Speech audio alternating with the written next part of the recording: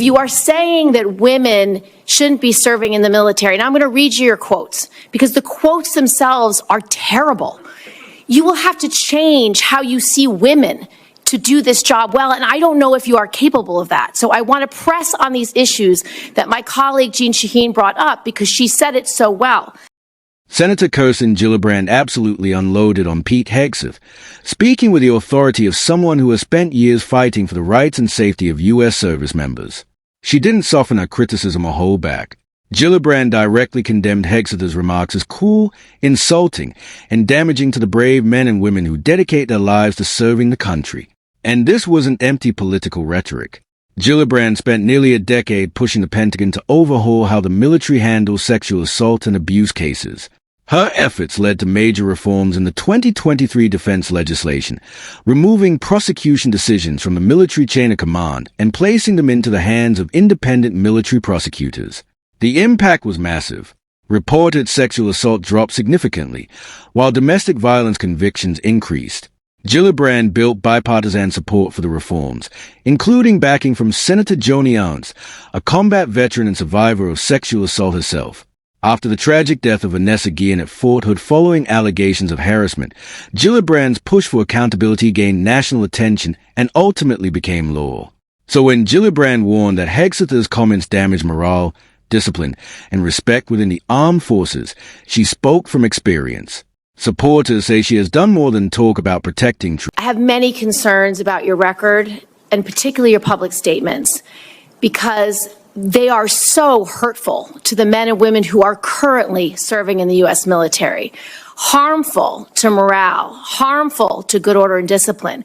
If you are saying that women shouldn't be serving in the military, and I'm going to read you your quotes, because the quotes themselves are terrible, you will have to change how you see women to do this job well, and I don't know if you are capable of that. So I want to press on these issues that my colleague Jeanne Shaheen brought up because she said it so well. So first of all, you answered your questionnaire. Do you believe that any American who wants to serve in their country in the military and can meet objective standards set by the military should be allowed to serve without limitation? You've said yes to that question. But then in all of these other circumstances, you've denigrated active duty service members. We have hundreds of women who are currently in the infantry, lethal members of our military serving in the infantry, but you degrade them. You say, we need moms, but not in the military, especially in combat units. So specific to Senator Cotton's question, because Senator Cotton was giving you layups to differentiate between different types of combat. And specifically, as Secretary, would you take any action to reinstitute the combat arms exclusion for female service members, knowing full well you have hundreds of women doing that job right now? And the standards, your 2 mile run, Tom, is about the Army Combat Fitness Test. It is not the requirements to have an MOS 11 Bravo, which is the infantry. These are the requirements today for people serving in the industry, men and women. They are gender neutral, and they are very difficult to meet. They have not been reduced in any way, and our combat units, our infantry is lethal. So please explain specifically, because you will be in charge of 3 million personnel. It is a big job. And when you make these public statements, and I get you were not Secretary of Defense then, I get you were on TV, I get you were helping veterans, I get it was a different job. But most recently, you said this in November of 2024, knowing full well you might have been named as Secretary of Defense. So please explain these types of statements, because they're brutal and they're mean. And they disrespect men and women who are willing to die for this country. Well, Senator, I appreciate your comments. And I would point out I have never disparaged women serving in the military. I respect every single female service member that has put on the uniform, past and present. My critiques, Senator, recently and in the past, and from personal experience, have been instances where I've seen standards lowered, and you mentioned 11 Alpha, 11 Bravo, MOS, places in units, and the book that has been referenced multiple times here, The War on Warriors.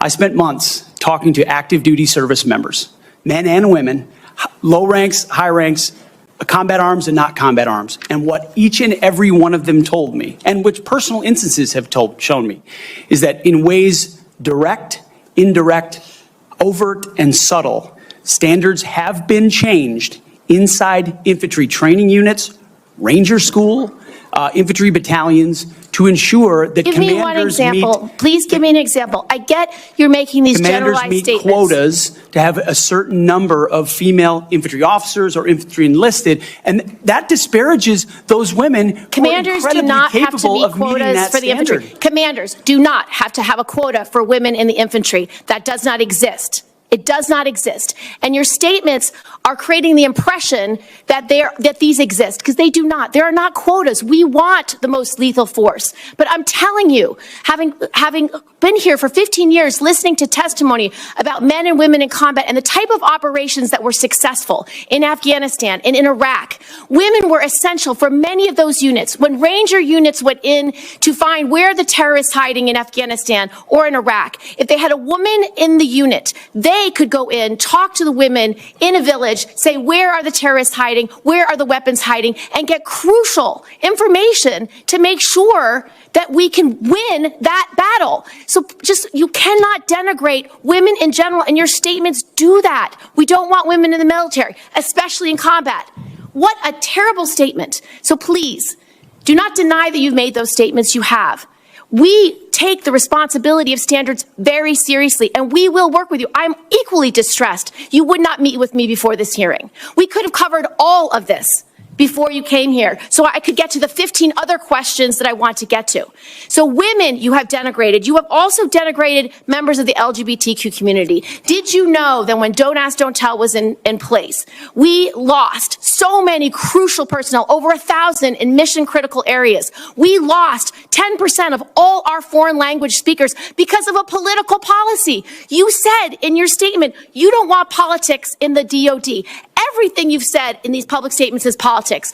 I don't want women. I don't want moms. What's wrong with a mom, by the way? Once you have babies, you therefore are no longer able to be lethal. I mean, you're basically saying women, after they have children, can't ever serve in the military in a combat role. It's a silly thing to say. It's a silly thing to say, beneath the position that you are aspiring to. To denigrate LGBTQ service members is a mistake. If you are a sharpshooter, you're as lethal regardless of what your gender identity is, regardless of who you love. So please know this to be a true statement. So you say it was a political thing. You say it undermined us, social engineering. I don't know why someone having to publicly say or not publicly say who they love is social engineering. I think having that policy in the first place was highly problematic. And as you said in your statement, do you agree anybody should be able to serve in the military if they meet the standards? Senator, as the president has stated, I don't disagree with the overturn of Don't Ask, Don't Tell. Great, because I don't want you thinking, can't serve if you're a mom, can't serve if you're LGBTQ, and then last, can't serve if you're a leftist. The statements you said about people who have views differently than you, that we're the enemy, are you saying that 50% of the DOD, if they hold liberal views or leftist views or are Democrats, are not welcome in the military? Are you saying that? Senator, I volunteered to deploy to Afghanistan under Democrat President Barack Obama. I also volunteered to guard the inauguration of Joe Biden, but was denied the opportunity to serve because I was identified as an extremist by my own unit for a Christian tattoo. What made Senator Kirsten Gillibrand confrontation with Pete Hegseth so powerful wasn't just her position in the Senate. It was a long history of fighting to reform military culture from the inside. For nearly a decade, she challenged Pentagon leadership over how sexual assault and abuse cases were handled within the armed forces, earning credibility few politicians can match. Beginning in 2013, Gillibrand pushed for serious crimes like sexual assault and domestic violence to be prosecuted by independent military lawyers instead of commanders within the chain of command. The proposal faced fierce resistance from top Pentagon officials and military leadership, but she refused to back down. She built a bipartisan coalition of lawmakers, veterans, and survivors, including Senator Joni Ernst, a Republican combat veteran and survivor of assault herself. Momentum grew after the 2020 murder of Army Specialist Vanessa Guillen at Fort Hood. Guillen had reportedly faced harassment before her death, and an investigation later uncovered major failures in how the military handled abuse and misconduct complaints. The public outrage helped drive Congress to finally pass Gillibrand's reforms in the 2023 National Defense Authorization Act. The law transferred prosecution authority for major crimes away from military commanders and into the hands of trained professional prosecutors. Since those reforms were implemented, military reports showed declines in unwanted sexual contact and a major increase in domestic violence convictions across the services. That history is why Gillibrand's criticism of Hegseth carried so much weight during the hearing. She argued that his comments about women serving in combat were harmful to morale, discipline, and the integrity of the armed forces. Gillibrand also challenged Hegseth's repeated claims that military standards have been lowered to create quotas for women in combat roles. She forced him to acknowledge that no such quotas actually exist, undercutting one of the central arguments he has made publicly for years. She then highlighted the critical role female service members played during operations in Iraq and Afghanistan. Women soldiers were often essential for gathering intelligence from local women in villages where male troops could not communicate effectively. According to Gillibrand, those contributions directly helped military missions succeed and save lives on the battlefield. The senator also criticized past military policies that removed thousands of highly skilled personnel, including Arabic, Farsi, and Pashto speakers, during critical years of the wars in the Middle East. She argued those policies weakened national security instead of strengthening it. Finally, Gillibrand pushed back against Hegseth's claims that he was unfairly targeted over his tattoos during security vetting surrounding President Biden's inauguration. Reports at the time indicated concerns were raised internally because certain symbols had been linked online to extremist movements. Gillibrand argued the issue was about security screening standards, not religious discrimination. By the end of the exchange, Gillibrand painted a broader picture. A defense figure she believes attacks service members, dismisses legitimate concerns, and fails to back up major public claims with evidence. Supporters of Gillibrand say the hearing showed the difference between someone who spent years shaping military reform and someone they view primarily as a media personality criticizing it from the outside. If you're enjoying this coverage, subscribe and support the channel for more political breakdowns and exclusive content.